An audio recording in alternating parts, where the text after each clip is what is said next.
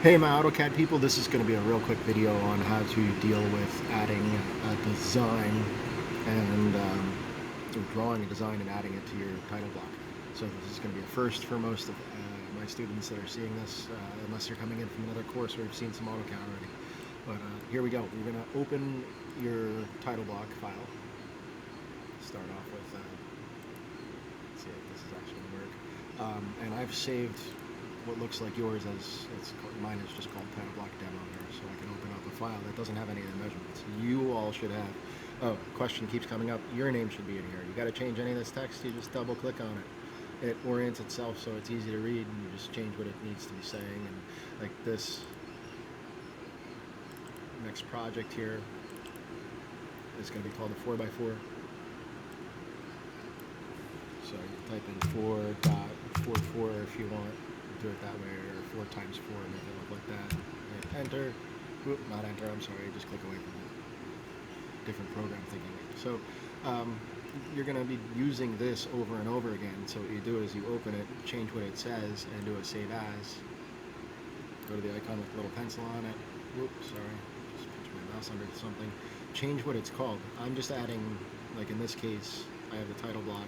It might be easier for you to remember what's going on if you just type in the name of the project after this and just have it changing as you go. But what you're doing is you're saving the title block as a new file with a new name on it called, in this case, 444.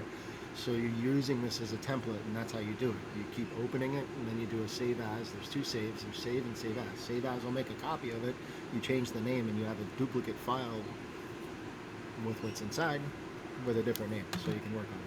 Then a drawing like the one I'm about to show you is this. Let me just open this up so you guys can see how to get here. You all have access to this. You can see this with the measurements on it. This is what I'm building right now. And I'm going to be doing the overall outside rectangle. And you got to see my thought process as I'm crafting this thing together, because it's not necessarily at all what you're thinking as far as how you're going to draw something like this. It's going to be using a lot of offset lines and a lot of simplicity. So I'm using an 8-inch by 5.5-inch box first of all, and then I'm going to create all the internals and remove things that I don't need. So let's just get going with it. I have my drawing here so I can see it.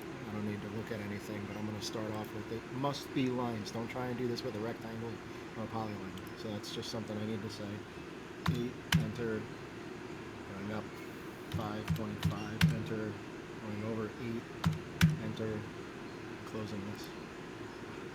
Again, I can hit escape or enter either way. I am using escape right now to stop that process. And then you're going to make copies of these lines by using the offset tool.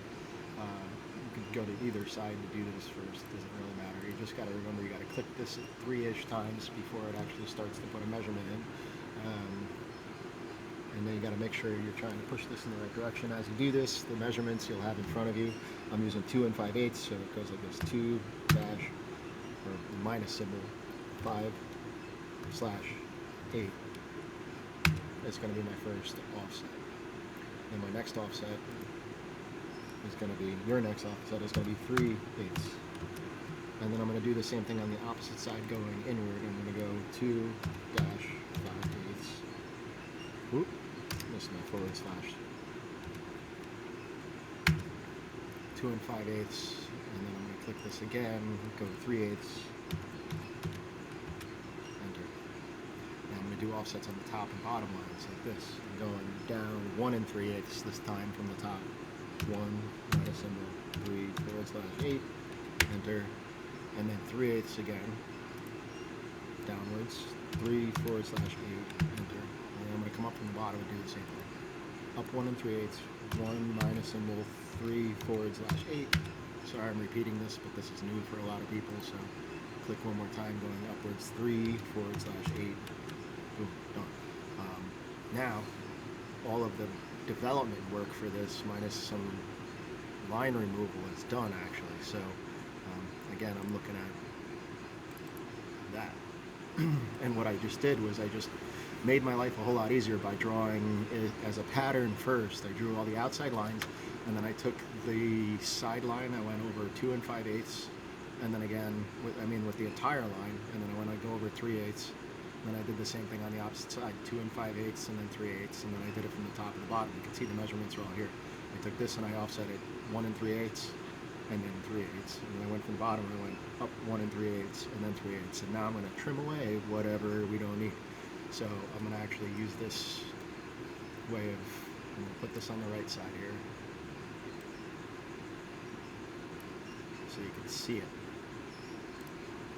I'm going to put this on the left side over here, zoom in. So this makes sense. So watch how easy this could be. The trim tool, it's compressed a little bit so you don't see the word trim. And if I click trim and I go straight down through the middle, whoop, why is it messing it up? I have to hit the escape key. If I ever want to like deselect and then select things and then go back from the beginning, I don't know why. I'm just holding down my left mouse cursor and I just drew through the center that way and this way. Now it's working the right way. And then I'm cutting the channels out. Cut, and let go. Click again, let go. You gotta be careful as you're doing this so you don't trim things you don't want to, but trim is a great way of subtractive modeling.